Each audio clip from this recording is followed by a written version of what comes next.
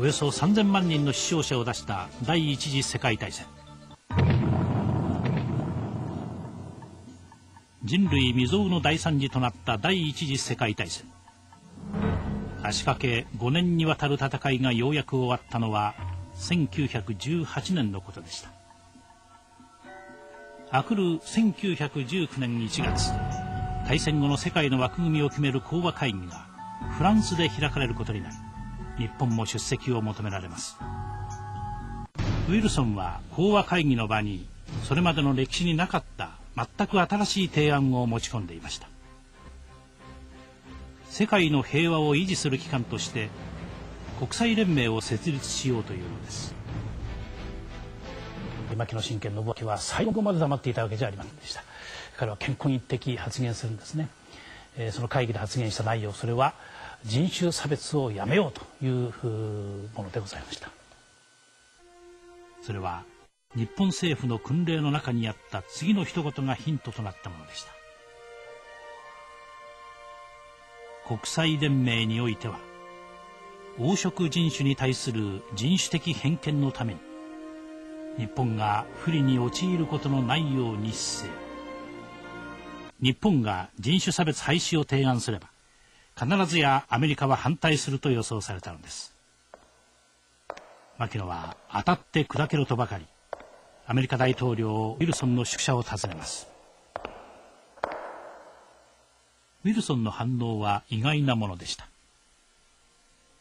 人種差別を廃止するという日本の提案を歓迎し、国際連盟の規約に盛り込むことに賛成してくれたのです。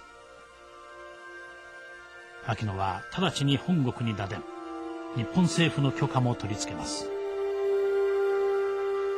牧野は人種差別廃止という画期的な提案を胸に秘め、会議の場に臨みます。ところがこの日、肝心のアメリカ大統領ウィルソンは欠席でした。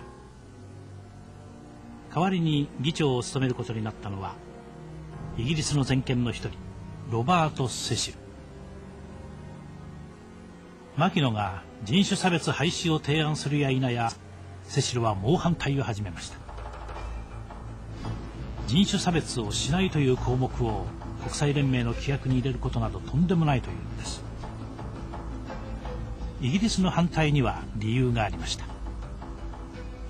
この頃イギリスは世界中に植民地を有する大帝国で、アジア、アフリカの有色人種を支配下に置いていました。イギリスと同じく植民地を持つフランス、ベルギーも人種差別廃止を盛り込むことに反対。以下意見を保留する国が相次ぎます。一方、賛成はブラジル、ルーマニア、チェコスロバキアの3カ国のみ。議長を務めるイギリスのセシルは賛成少数で採決の必要なしと断定し、日本案を却下してしまいました。日本が提出した人種差別廃止案は図らずも大変な反響を呼び起こしたのです。大国に虐げられている国の人々の期待が日本に寄せられている。そう知った牧野は決意しました。ここで諦めてはならない。もう一度人種差別廃止のために頑張ってみよう。牧野の提言を受けて日本代表団は奮い立ちました。1919年4月11日午後8時30分。国際連盟の規約を決する最終会議の時はついに訪れました。参加者は17人。議長の座に就いたのはアメリカから戻ってきたウィルソンです。会議が始まると牧野はすかさず立ち上がり、人種差別廃止の修正案を提出。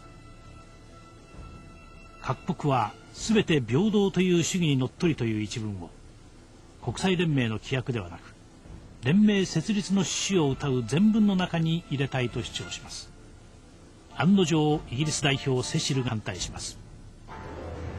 この修正案を受け入れれば大英帝国のさまざまな法律に反することになるというのです。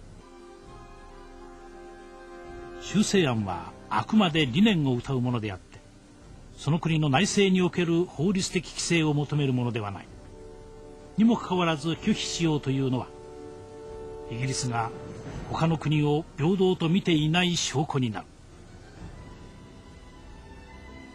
会議の流れは決まりました。まずイタリア首相オルランドが日本案に賛成を表明。この修正案が提起された以上、採択する以外に解決策はない。